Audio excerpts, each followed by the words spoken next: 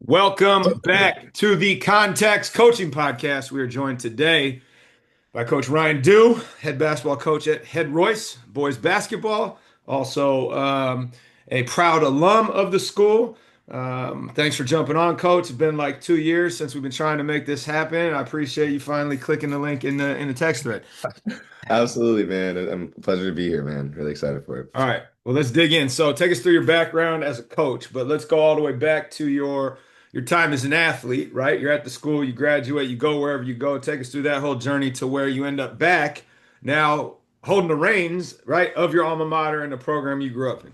Yeah, so I started off. I got to Head Royce in sixth grade. So that's kind of my introduction to the school.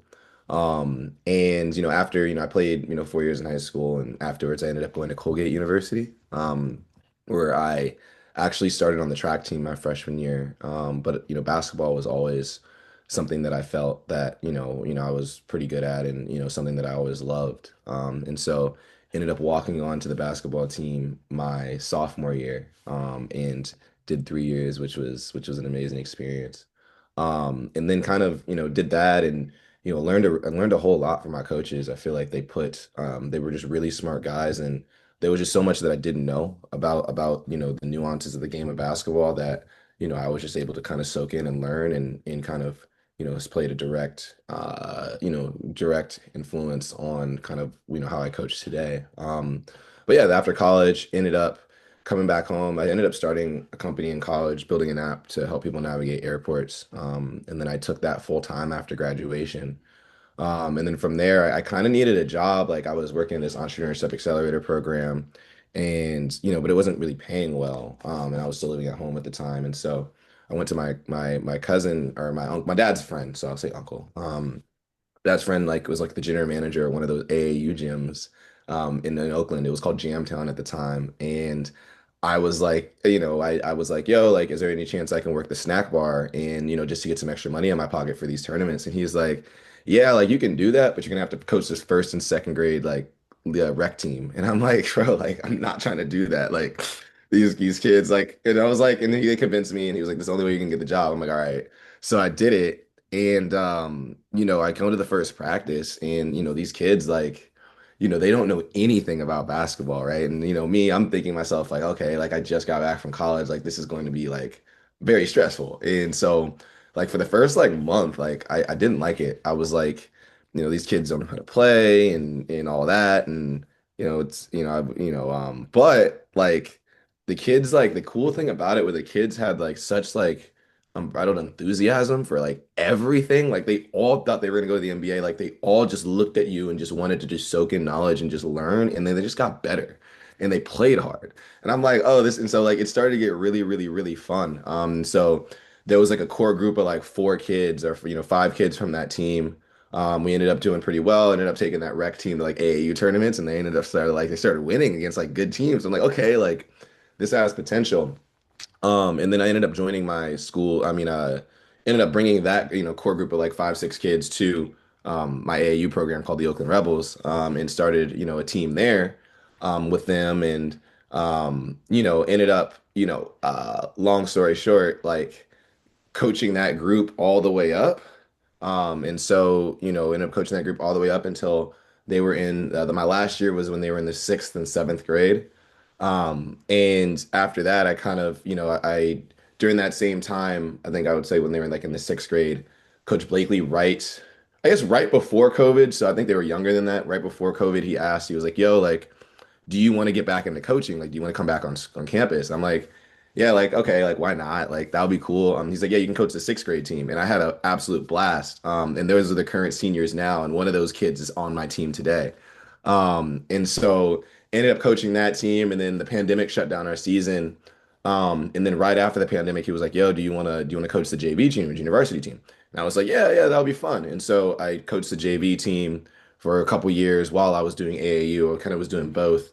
Um, and then 3 years ago, he asked the varsity coach, the previous varsity coach left, and ended up getting the position to become the varsity coach. And yeah, the rest is history. I've been there for 3 years, and it's been a really fun journey. It's really, really fun, place to be. And I just love being around Canada, being around and being able to, impact the environment in which I was raised in and the environment that gave so much to me. And I love being able to kind of give back and be able to make, the world a little bit better and that place a little bit better than it was when I came up. And so not that it wasn't great to begin with, but just, always like to, keep pass it forward. Well, neat thing that you're now you got a senior on your team that started with the sixth grade group that you first started with at Head Royce. It's kind of a neat little part to the journey. As you stepped in 3 years ago, right? You've been a JV coach, you've been a sixth grade coach, you coached a group of kids in a program from grade 1 to grade 6, right? You played at Colgate. You got great mentorship from those guys. You walked away with all this nuance. What did you realize right away as you stepped into the head coaching role? You moved over 18 inches, right, to the proverbial right or left. What did you realize that you need to figure out? You're like, oh God, this isn't what I thought it was. Yeah, yeah. Like for me, it's just being able to organize things, right? Like a lot of times, like, I mean, I would practice plan a little bit with AAU, just because, there was only two practices a week and, you or three practices a week, depending on, what time of the stage of coaching it was.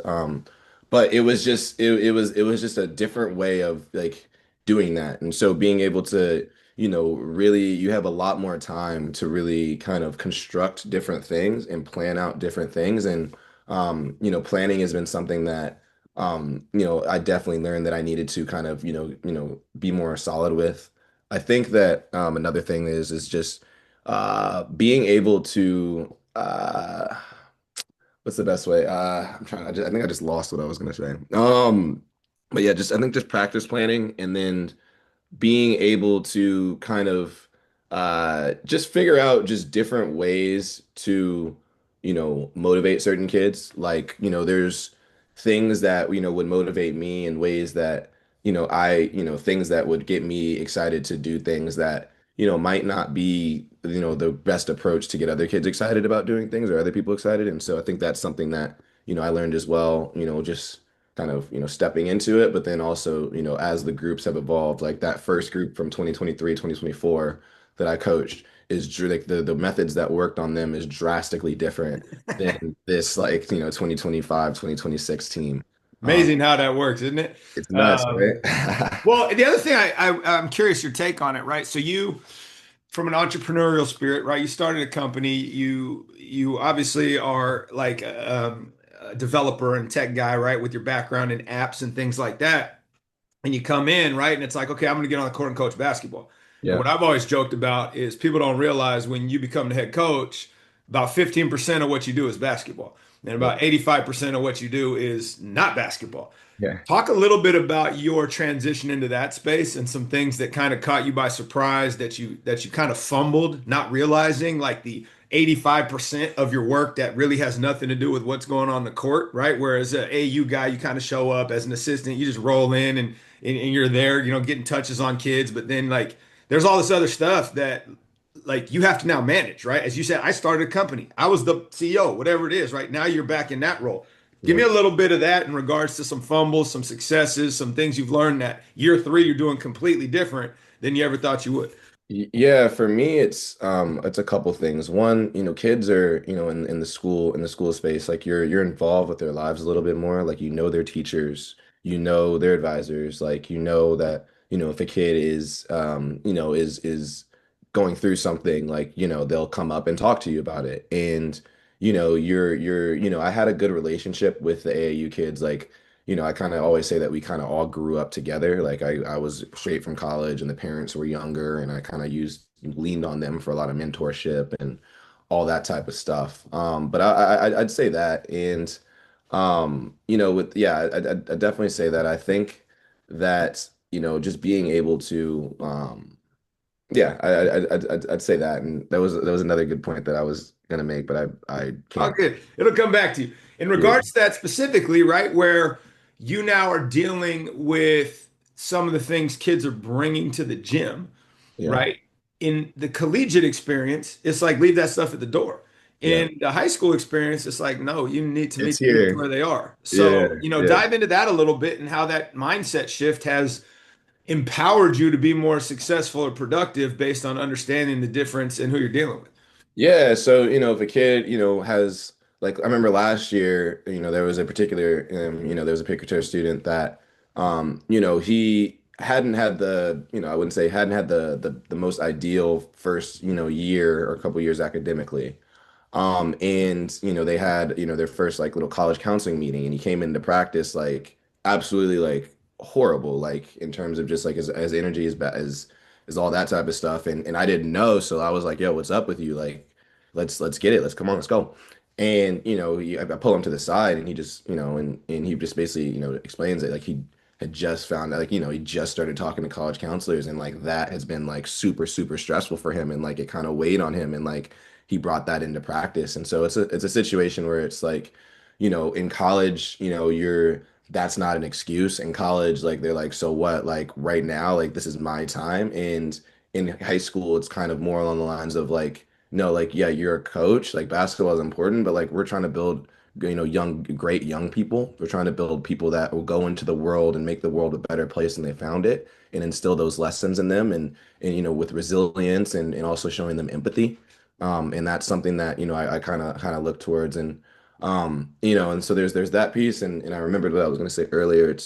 There's that, and also being able to kind of build the program from the top to the bottom, not just kind of focusing on varsity, but also making sure you check in, and make it one with the JV team, send kids back and forth, for practices and stuff like that. Or making sure that the freshman team is supported, and making sure that kids on campus feel comfortable coming to different things, and not intimidated with certain things, and just excited to come in and play the game of basketball. And so that's something that I'm definitely, look to try to get better at and improve with. So you don't have football at the school, but you have a bunch of other highly successful sports. And I'm always curious, right? As an off-campus guy, you almost have to be more intentional about finding ways to be on campus and to engage them in other spaces, right? And I'm curious as especially as a younger coach, where you look at, okay, how do I get better at X? Well, I have to watch more of X. And sometimes it's actually not. I need to go watch the tennis team practice so that I can see different ways of doing things that maybe aren't resonating, right? So you said my 23 team and my 25 team, I got to hit different buttons. And so I'm curious if you've been able to get out there, if you've been able to observe other sports at school or even other coaches in different places where you've been able to steal some things and some ideas that you can point to and say, yeah, actually, I was able to see this and implement it, and it made a transformational shift in my ability to connect with the kids. Yeah, I think just being able to kind of sit back, and it comes with being able to, just show like a healthy respect for the other sports, like making sure that, I'll go in and watch the volleyball coach. Like he was, really, really, really regimented, and kind of, had a lot of success with being able to, take teams that maybe didn't have, in the beginning of the season, the talent to be able to, on first glance, the talent to be able to do things, and they were able to kind of figure it out along the way, and always figure out ways to just be a really good team.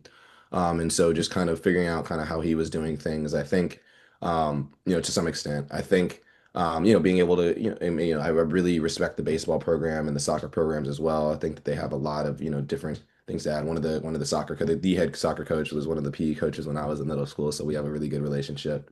And then also like I sub, right? And so I substitute teach, like, I'm in the classroom sometimes. I'll do math, I'll do, different foreign languages, I'll do, and I'll do PE, right? And so you're able to kind of get a touch points with the kids. Like, I'm on campus maybe like, outside of basketball, maybe 2 times a week, right? And so, you're always being able to kind of, you're being able to see how not just how your athletes, respond to things, but like what is the Head Royce student like today?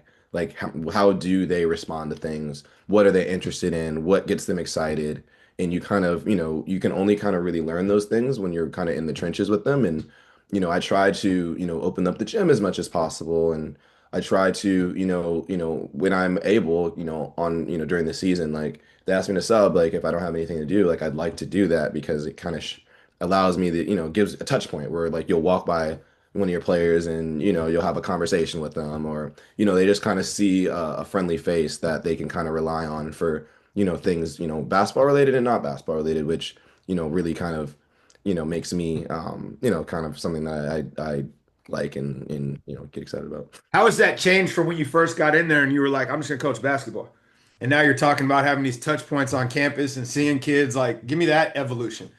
Yeah, I mean, for me it was interesting. I kind of always, to be honest, like I guess from sixth grade, when I was coaching the sixth grade team, I wasn't on campus as much. I was just strictly just a coach, and that was like I kind of treated that like AAU, like I just kind of showed up and did that. But actually, how I kind of got involved with being on campus was during the when kids started coming back for hybrid learning, they like needed like young people to just kind of just like sit in the classroom and be buffers while the kids were just kind of doing their own work online with the teachers. And so like B Blake's was like, yeah, like do you want to do this too? And I'm like, yeah, like I'll be a hybrid learning session or whatever. I forgot what it was called. A TA. I was a TA.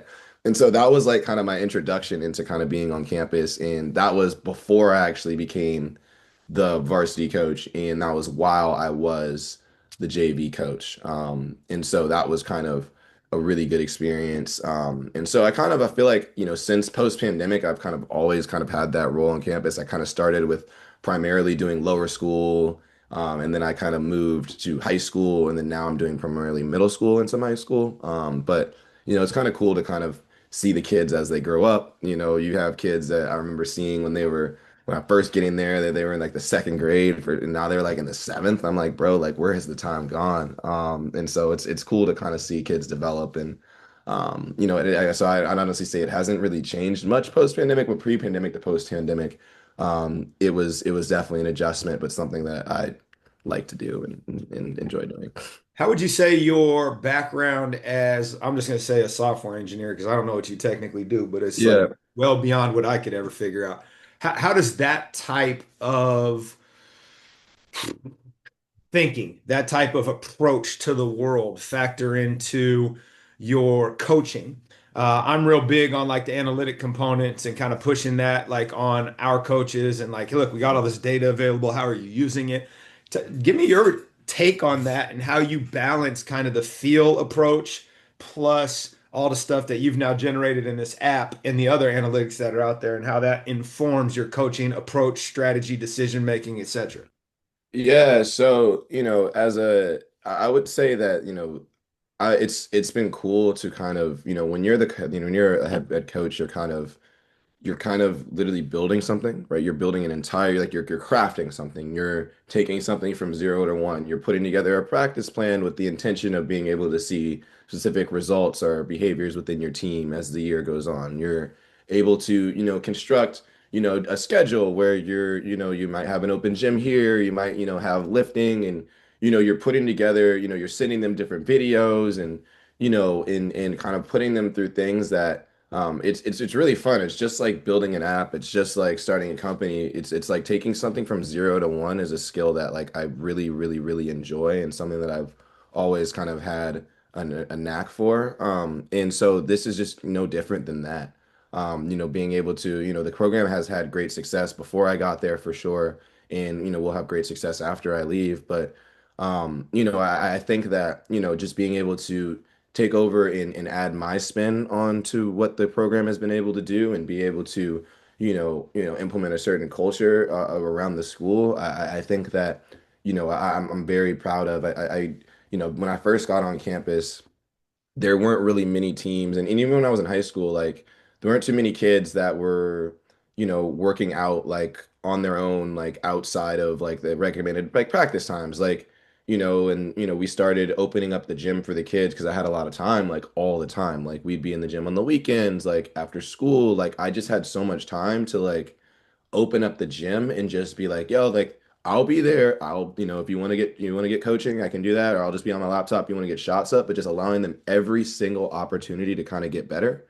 And from there, it's kind of cool to kind of see, our guys like, all we can just always want to be in the gym and always want to work out and, see that kind of rub off on other sports. So like, you'll see the baseball team, hitting and, which, they've done, but you'll see like the soccer team, out there and, you used to have people on the tennis courts and just like, there's so many different other, athletes that are, it seems that, they are more, the culture is more along the lines of like you have to work for things. And I feel like that kind of, to be honest, kind of started kind of with kind of how the, kind of started with our group. And, I'm really proud of that. And, I'm happy to hopefully leave the school in a better place than I found it. Yeah, for sure. I mean, that's what we all hope, right? It's like, how do we leave any place better than we found it?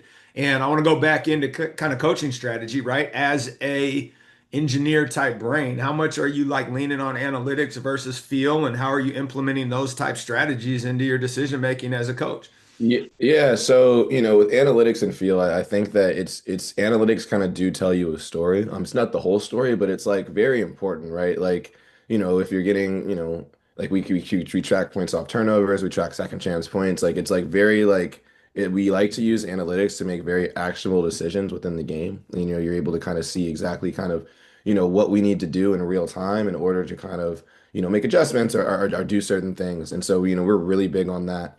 We're pretty big on being able to, make, it's, the kids love to see kind of, their field goal attempts, they're able to see kind of, what their assist numbers are. And we do that to like, to show them like, like for example, it's hard for kids to dispute or feel a certain way about things when there's the numbers to really back it up, right? 100%, right? And So so, what are you emphasizing to say, look, man, I get that you went out and scored 30, but you're a minus 22. Like yeah, how are you taking that data that you're building an app, right? So the yeah, stuff that's in there is important to you as a coach.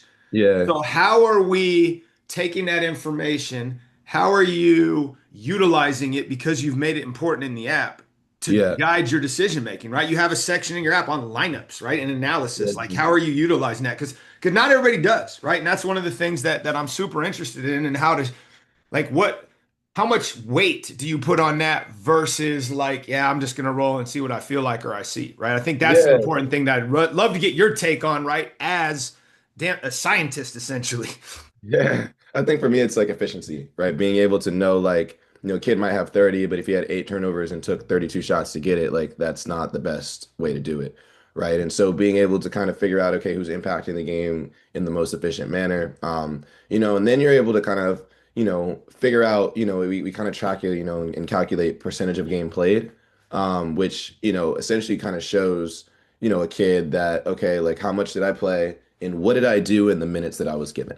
Right. And so, kids might have the same stat line, but one kid played a lot less than the other and was much more effective. Right. And so what you can do, if that trend continues to happen over a long period of time, is like, okay, as the kid who, kids are able to kind of bank on the fact that like their efforts will not be unnoticed and be able to kind of be like, okay, like, if I'm maximizing my production and the amount of, an amount of time that I was given, like now because I've done that, I'm going to earn more opportunity from the coaching staff.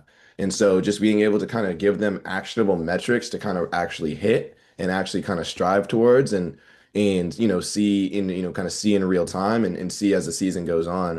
I feel like it's been very, very, very effective. I think that the kids the kids love it. They're always like tracking the stuff and kind of seeing how they're doing. And I feel like that's been really, really, really effective for just, not just their development, but also us as coaches being able to kind of put people in the right positions. And, there's certain kids that, might not, their efforts might not be on the stat sheet, but, you can kind of, how we kind of grade those kids is, and it happens usually mostly in the first, 2 weeks before the season. We record every single practice.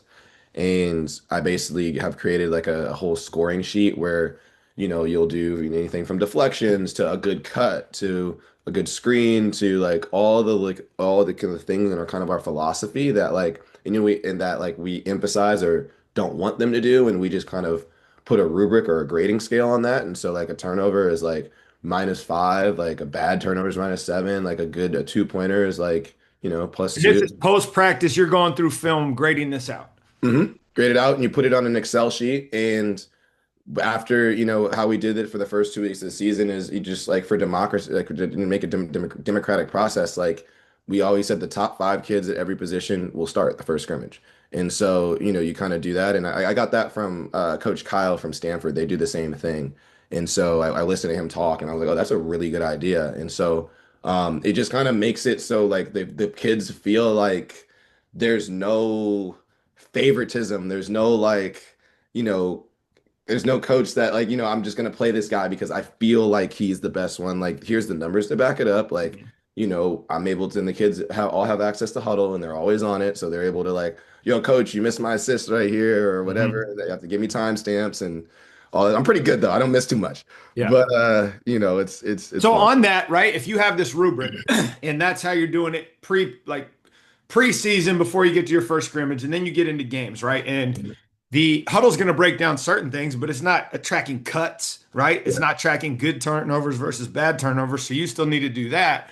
And then on top of that, how are you now morphing once you get into season as you try to navigate lineups? And I'm also super interested in your approach and thoughts on like combinations where it's like, yeah, this kid might be going out there and getting me 20, but I also need to support him with guys who are going to guard because he doesn't. So like ultimately, like how are you digging into that data over the last 3 years and how has it transformed your approach? And again, like I'm asking this because like I'm a liberal arts dude, right? Yeah. Like you're like a math dude. Like I'm Yeah. curious like what that is telling you versus like what I assume it's telling me. Yeah, so for me, it's like being able to kind of determine, like a kid might be super, super, super effective. Like we had a kid from the 2023 team that he's playing in college now, but we had him come off the bench, right? Because we kind of felt like he was really good in short bursts. But like, if you leave him out there for long enough, like it will like if you leave him out there for long enough, we might give up a lot more than we get. And so it's one of those situations where we really kind of, are tracking like, okay, like who plays well with who, right? You go back on the film and I don't like grade on the rubric as much, as the season starts, because there's so many other things going, but you're able to kind of really just kind of be like, okay, like, who plays well with who, like you're able to kind of see like what the plus minus is, like, and be able to be like, okay, well, when you're into the game and plus minus is a metric that we do like. We feel like it's not it doesn't tell the whole story sometimes, but it does over a long period of time. If you're consistently negative, there's something there, right? And so, that's something that we kind of really, really, really take into account. But really, it's just like, being able to understand like our coaching philosophy is honestly like predicated on like anybody, at any given night can score 20. Like that's how we feel, and that's how we kind of coach, and that's how we want to get things involved. And so we kind of, able to track like, okay, like, like are the field goal attempts like relatively even, like, or is it like one-sided, right? Like if you look at our stats on Max Preps, I'm like proud of the fact that we have like four dudes scoring in double digits and like or three dudes scoring in double digits and two dudes scoring like 9 points a game, right? That aren't even shooting super well yet, right? And so it's been cool to kind of see like kind of like track like that type of stuff and be able to make sure that metrics are consistent with the type of style of basketball that we want to play. And if there's a player that is, maybe effective in scoring his points, but the ball doesn't really move around and he kind of is a black hole with, his when he's in there, that is definitely something that we definitely track. And that player might not get as many opportunities because we, as with this is just our particular coaching style, we feel that when everyone feels like they have an opportunity to get the ball on every single possession, they're going to give you more effort. They're going to try harder. They're going to make sure to, and but most importantly, they're going to make sure to get the other people involved because they feel like they're involved. So they're going to make sure like they're not going to be the one to break the chain. And I feel like that's something that is, that's been cool to kind of track. Now, having five guys essentially around double figures, right? I've had that like once in my career. Is that a result of having enough skilled guys that can actually do that in this given body of a team versus, hey, what I had my first year where it's like, no, I needed 30 from this guy for us to even compete? Like, is that just a product of the work you've done over time to develop guys so that they all can contribute? Because, like, let's be honest, like, not everybody can get 20. Like, they're just not built like that, right? So, like, talk a little bit about that in regards to just, I guess, the core group you have now versus maybe a different group you've had before. Yeah, I've been honestly blessed, like lucky to have great, a good group of kids. Like the first team that we had was so deep. And I was, brought in to be able to help them achieve the goal that they had been trying to achieve over the past couple years. And so they had the talent to do it. I think the team from last year had, they had a few guys, like I think we had two guys in double digits and like three guys around that like 9 to 7 range and stuff like that. And it might be, I can't remember, maybe even had three. But I think it's just kind of just the like I would say that I'd hate to to glaze, but I think that ultimately it's kind of every team that I've coached has kind of been like that. Like with the AAU boys, like when I was like coaching them, when they were good, when they weren't good, like the ball was just always moving, and I think that comes with having like a lot of 3-on-3 that you play in practice, a lot of 2-on-2, a lot of advantage drills, 4-on-3s, 3-on-2s, where everybody's whipping the ball and encouraged to get the ball in order to score.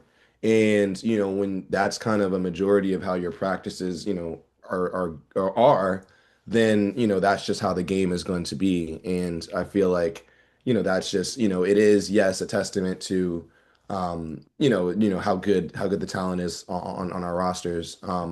But I do feel like it's encouraged that because there's kids, everybody has a different skill set. We have kids that are really good at shooting. We have kids that are really, really good at slashing. In certain games require certain skills in order to win. Like the game against Stevenson last, a couple days ago, like we had a kid, Jack, that like was just literally just like slashing, like going crazy. Like that's like his game, but like that wasn't working against De La Salle. Like our shooting was good, had to be the thing. And so his little brother was the one that was like the leading scorer. And so, you'll have, just different games that require different skill sets.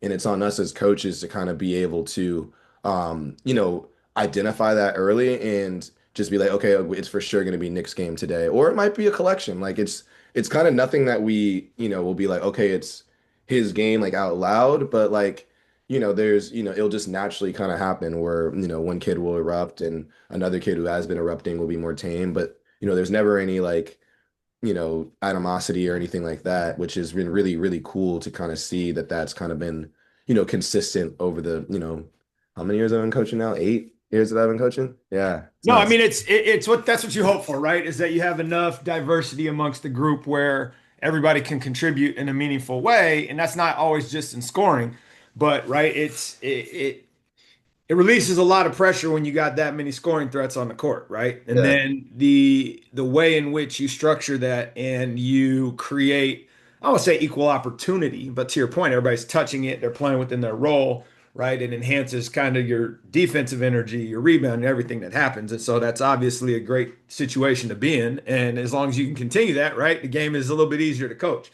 Yeah. What would you say how has your approach evolved, right? So day one as a varsity head coach to day 965 or whatever it is, 3 years later, right? What is something you can point to and say specifically, like, my approach has changed. Like, this is no longer happening, and I'm now over here because of the way in which I've grown and accumulated wisdom based on experience versus, this is what I've been told my whole life.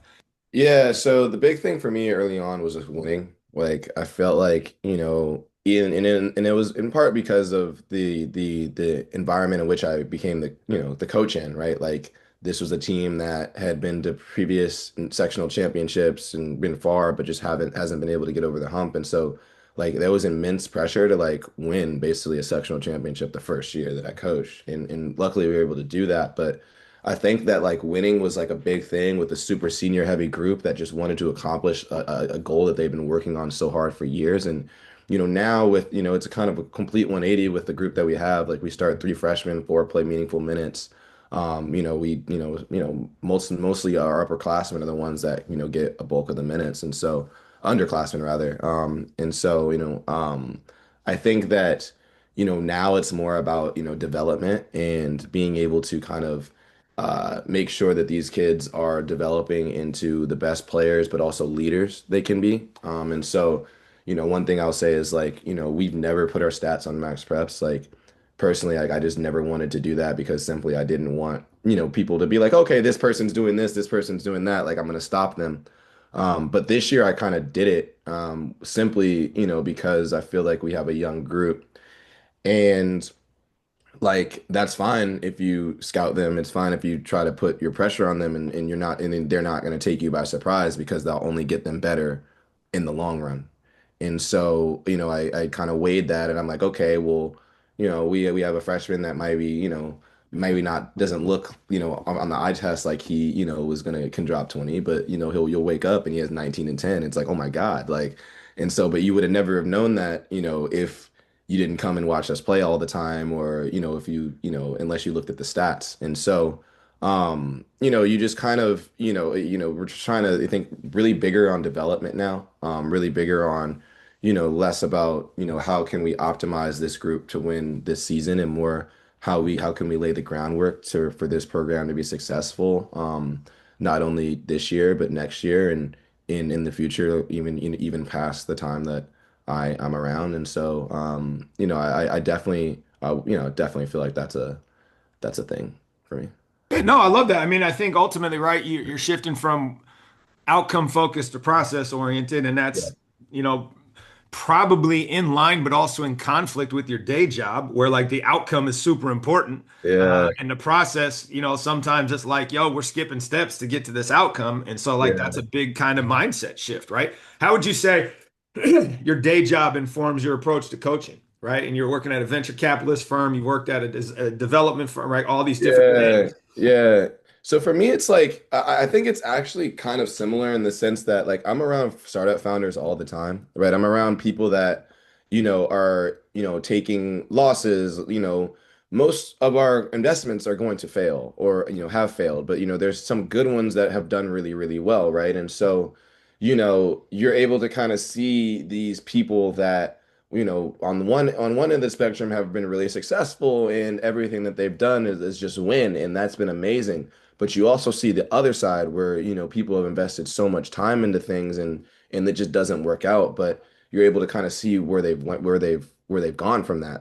There's portfolio founders in our portfolio that we've invested in them multiple times. Like their first company failed, but like their second company is doing much better, right? Or their first and second might have failed, but their third is doing better. And so you're able to kind of, see how, people might not have, gotten the end result on the first time, but the lessons that they've learned from, their losses, the lessons that they learned from, different experiences with what they were building has kind of, better is kind of made it better for kind of what they're doing right now. And so I think that's the big thing that I kind of feel like it's very in line with my day job in the sense of like, we might lose a game, but like, did you really lose or you just kind of learned, right? Like there's been every single game this year, I feel like, is like a new lesson, whether we win or lose, that will help us, with the next one. And especially with the young group, there's experiences that these kids have never had before. They've never played in front of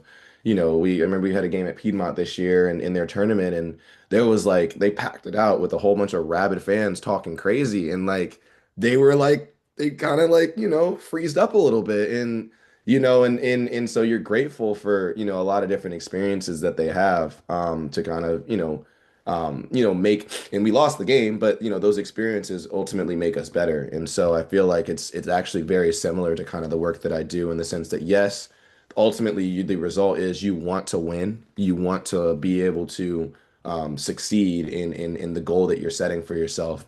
But then also there's the other line, other lane, which is learning and making sure the lessons that you take from your previous failure are able to influence and be able to have a larger impact on the success that you're hopeful that you're going to do the next time or the time after that, and just kind of just keep learning and falling forward, as they say.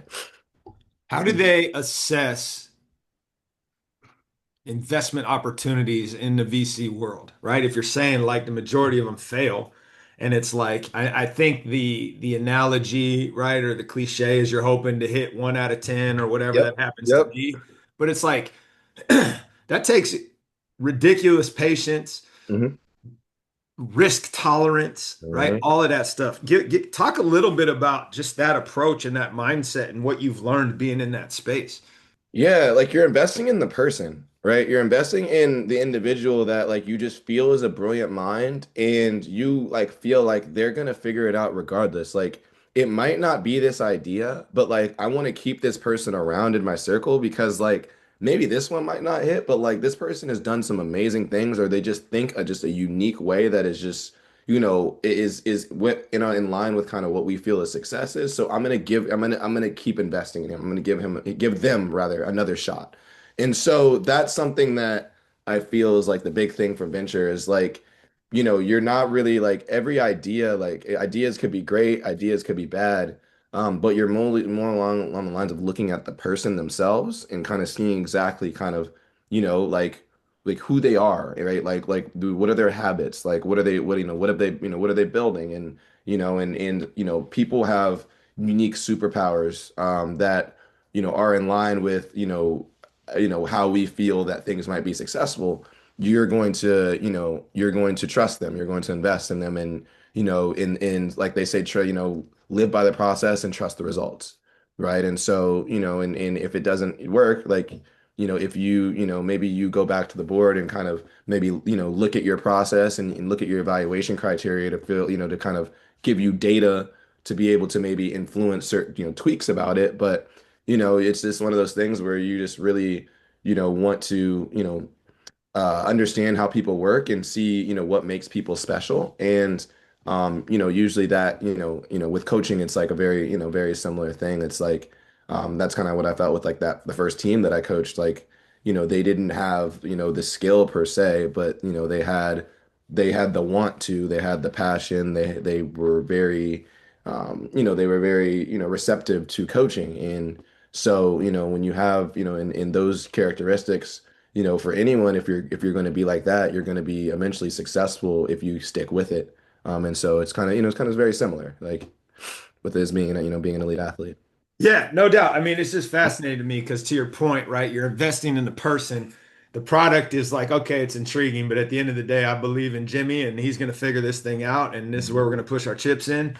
And if it hits, great. And if it doesn't, like we know we can count on this guy, which takes a Yeah. tremendous amount of belief and trust without necessarily understanding like all the nuance of whatever it is, the product that's being developed or the initiative. So it was just fascinating, like approach to how things happen. But I guess that's the whole endeavor, right? It's like if you want to find success, you have to take some risk.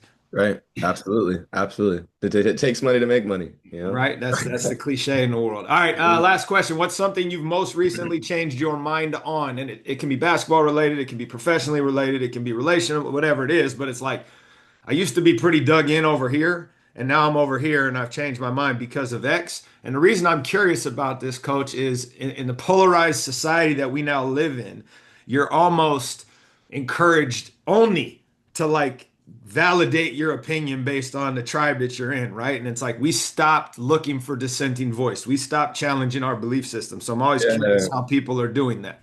So for me, I think I was raised on, success is like, making a whole bunch of money or making sure that you're, have the, live in the most amazing apartment and, have the nicest car and just kind of making sure that you're kind of, setting yourself up to just like, do all these like material external things. And, that was kind of, I studied computer science in college, but that was mostly because I wanted to make a lot of money, right? And so like it's like a thing where, as I've started coaching and really working with kids and kind of seeing my friends in different all walks of life, that are doing different things, I really feel like what has shifted for me is I think success is more defined on, the impact that you have on everyone around you. And if you're able to use your talents and use your gifts and use, what you have to offer in order to make their lives better, and how they can then they're able to then use what they know in order to make others' lives better. I feel like that is the true definition of success. And obviously it's great to, have a really good job and make a lot of money and do all these type of things, but ultimately it's not about that. It's about just making sure that you're leaving the world a lot better than you found it. And and making things more efficient. And I'm like, that was kind of definitely been the biggest thing for me is just, realizing that, having impact on people and especially young people who are going to be the ones that, take this world to, different places. Being able to use everything that you're able to give to be able to make that a better, make that better. And I truly believe like if I didn't have earlier business, flops, like ended up pitching on a TV show, and failing, and it ended up because of that, like had to get into coaching, which was cool. Like, that whole with the whole Shark Tank experience. And so like it's one of those things that like if I would have gotten a deal on that show, then like I would have been working in San Francisco, and then I'd be like, working with a whole bunch of people, and then I wouldn't have been able to give the gift of coaching and give my, have my impact on the school, have my impact on the school that, in young people that I do now. And so that's something that I kind of, yeah. All right. Well, I thought we were going to be done, but you just mentioned Shark Tank. Give me the quick story because I knew nothing about this, and we'll put a pin in this for the next time we see each other in regards to Yeah, like getting more. But yeah. we can't leave the listeners with that. Give us the 5 second version of the Shark Tank experience. Yeah, so like I said, in college, I built an app to people navigate airports. It was called Trippy. Ended up pitching on the show in the season 9 premiere. Ended up not going too well. Like it was a good experience at the time. I only had like 800 users, but they wanted me on the show, so I went on. And but like after that, the app like absolutely exploded and did really really well. And so, but like that was a hard experience for me. Like like I was like in college, I was just winning pitch competition after pitch competition. I was in magazines, I was doing all these things, and like I really thought that like this was gonna be like the thing. And I was like I'm gonna be a software engineer, developer, build apps, and like, be a CEO. And like coaching was not even on my radar. And but it took like that little bit of a like kick to be able to like I needed to stay at home and make sure that like I was grinding it out, and I needed to work and be coach at the facility and all that type of stuff. And so yeah, I think like different losses and different things that failures that like are actually turned up being the best thing that ever happened for you. And so for me it's like now I'm able to like have this impact on my alma mater, that and be able to give back to the place that raised me. And I'm just thankful for Coach Blakely because he saw something to be able to reach out. And he's always been just such a great person for me. Like when I was in high school, like I was the manager of the varsity team like my sophomore year, and he used to just always include me in everything. And so I'm just always grateful for whatever he sees in me, because I was a wild child. So I'm just happy that I'm just thankful for him. And but yeah, all that to say, that was a really good experience. It wasn't good at the time, but it was something that really really really helped me, career wise, but also helped me discover that I knew how to coach basketball a tiny bit. So Yeah, no, that's awesome. And I need to get more of that story when I see you. But thanks for for sharing sure, that. Thanks yeah, for taking the time. of course, Good luck with the rest of the tournament and looking forward to connecting next time I'm up that way. appreciate it, man, and good luck with your games today. Thanks, man. Are you